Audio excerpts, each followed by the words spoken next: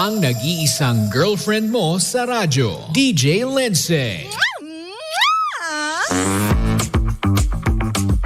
Ang pinakamakulit na girlfriend mo sa balat ng radyo. Isa magandang morning sa inyong lahat. Ako pa rin po nag-iisang girlfriend mo sa radio. My name is Lindsay.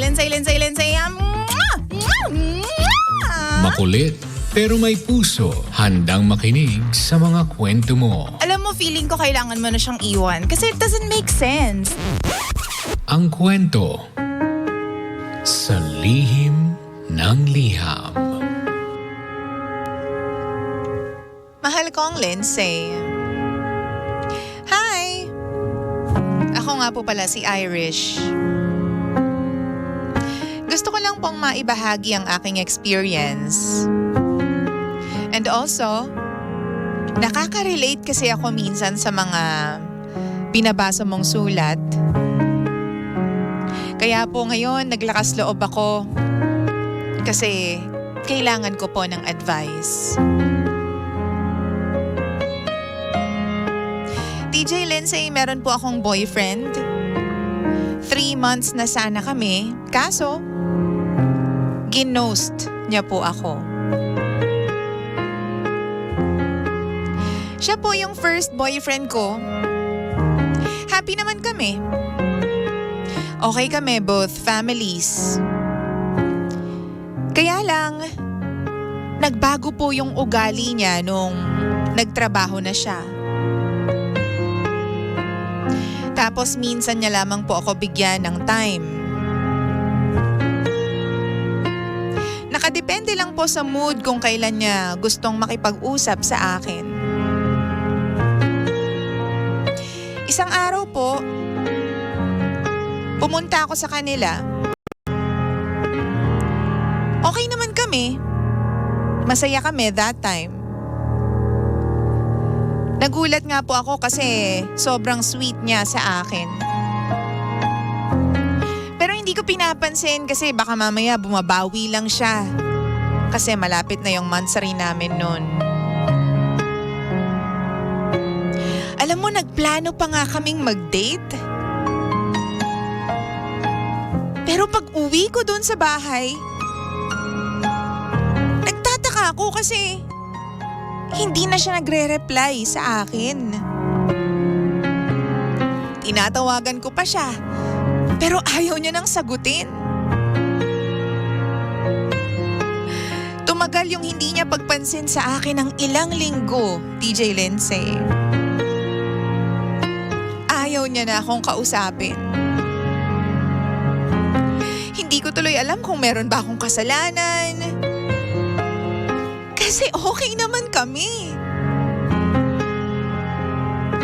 Tapos, mga after 1 month, nalaman ko sa kaibigan niya na meron pala siyang babae na palagi niyang kasama.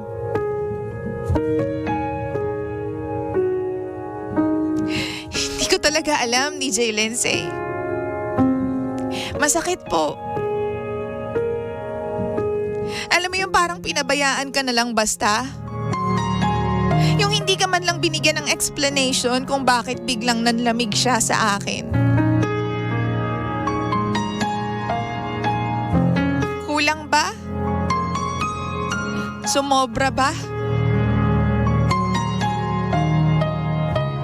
Ano po ba yung dapat kong gawin sa sitwasyon ko? Alam ko naman po na bago pa lang kami. Pero hindi ko lang maiwasan na masaktan. Kasi wala naman siyang ibang dahilan para ganunin ako. Ang gusto ko sana, humingi siya ng tawad sa akin. Or kahit bigyan niya man lang ako ng explanation. Para kahit papano, mawala man lang yung kahit konting sakit.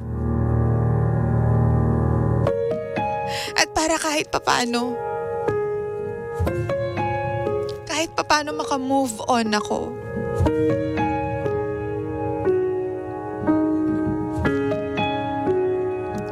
DJ Lindsay, Tumulong naman po. Ito po ang lihim ng aking liham. Lihim ng liham.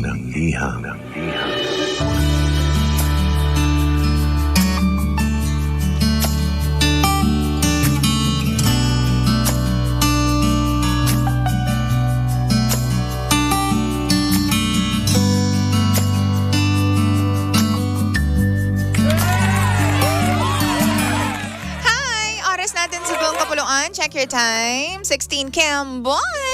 Makaraan po ang alas 9 ng umaga. 9:16 on the clock. Ikaw pa rin po ay nakikinig sa Lihim ng Liham sa istasyong same pero iba. Okay. We are number 106.7 Energy FM. Pangga, huwag mo sabihin radyo. Sabihin mo. Ay, grabe naman talaga yung mga ganyang lalaki. Charot.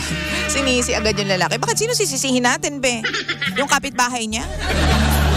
Sino sisisihin natin? O, tayo? Baka tayo pa yung sisihin? Oo, nakakaloka.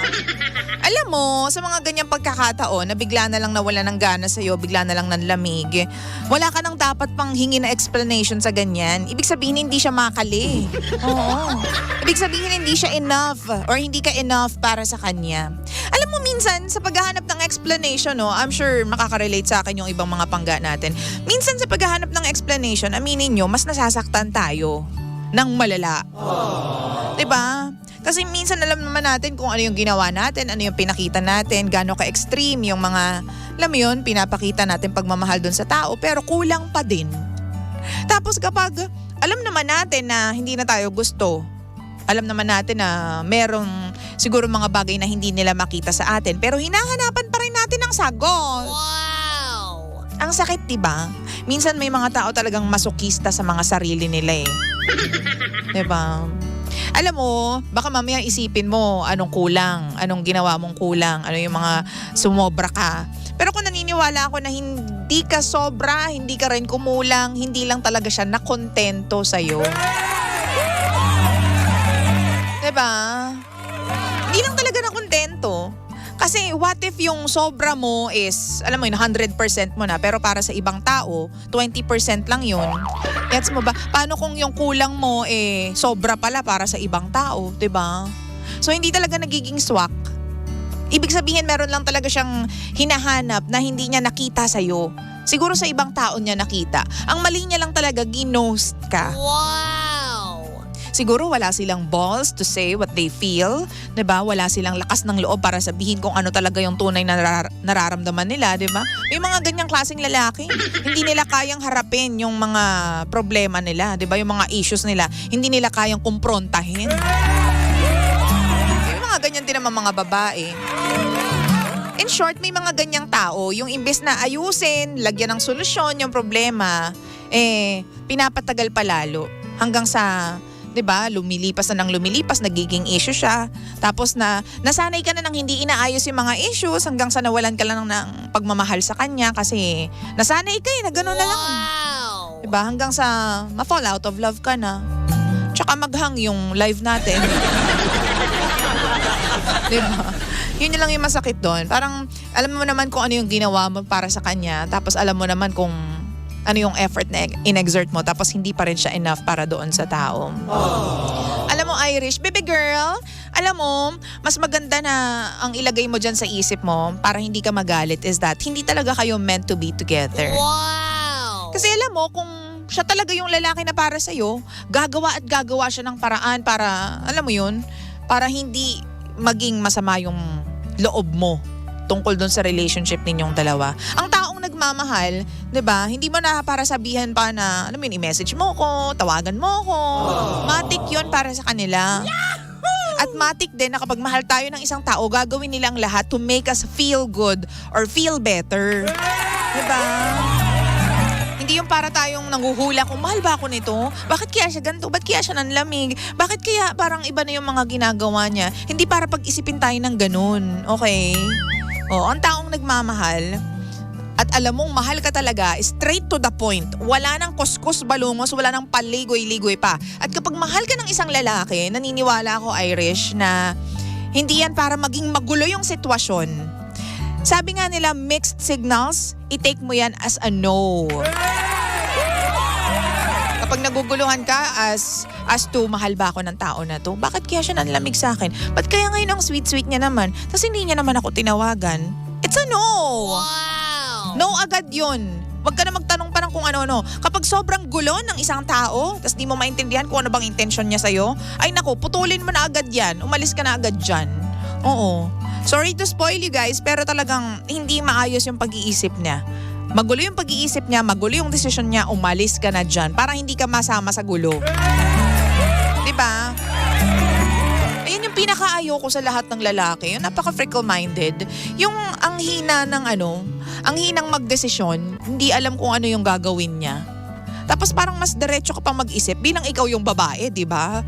So parang, yun yung, doon ako na-off kapag alam ko na parang mas malakas ako dito. Ako kaya ko agad magbigay ng desisyon, di ba? Straightforward ako, alam ko yung ayaw ko, alam ko yung gusto ko. Pero bakit siya? Parang hindi niya naiintindihan kung anong gusto niya at ayaw niya. Doon ako nawawala ng gana sa mga ganong klaseng tao.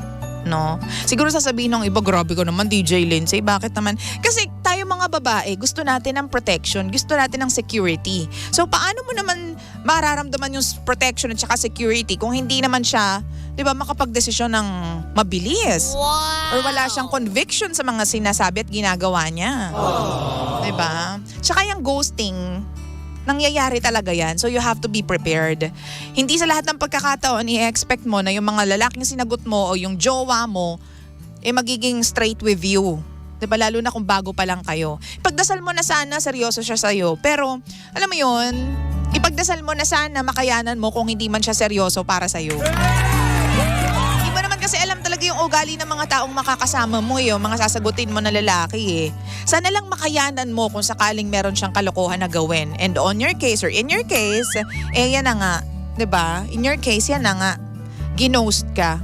Kapag ginost ka, wag mo nang susundan, wag mo nang tatawagan ulit, wag mo nang i-message ulit, be. Lagyan mo naman ng konting respeto yung sarili mo. Yahoo! Umayaw na nga sa'yo, hindi ka na nga mini-message eh. Susundan-sundan mo pa. Wow! Diyos ko, hindi ganyan. No, it's a no. Alam mo, kapag hindi ka na kinibo ng isang tao, huwag mo rin siyang kibuin. It's a tie. Kasi alam mo yon, magre-reflect lang doon yung interest niya sa'yo. 'Di ba? Ibig sabihin, hindi ka ganun ka-importante sa kanya kung ginost ka niya. Okay lang na hindi ko yan replyan. Wala naman yan sa akin eh. Oo. Andyan lang naman yan eh. Ano lang naman yan eh. Kung baga naghihintay lang yan na kausapin ko siya. Okay lang yan. Hayaan mo siya. Ganyan. Oo. Gusto mo ba yung ganun? Ginaganon ka lang? Yung tipong naiisip ka lang niya kapag wala siyang magawa. 'Di ba? Kapag wala siyang ibang makausap, wala siyang ibang mabola. 'Di ba? So ayaw natin ng ganyan. Wow! Kung nangyari na sa akin yan, ang ending, hindi ko rin siya minessage. Bakit mo? O ang mangyayari niyan, after ilang buwan or ilang linggo, siya naman yung mga titingin sa mga stories mo, sa mga my day mo, magsa-start ng conversation, magsasend ng mga kung ano-anong messages. Kasi minsan may mga tao na gusto, sila yung dinededma. Diba? Mas namamagnet sila kapag dinededma sila. Wow! Ayaw minsan ng mga tao ng mga lovers na masyadong available. Gusto nila yung pinaghihirapan nila, be. Gusto nila yung extra challenge. Oo.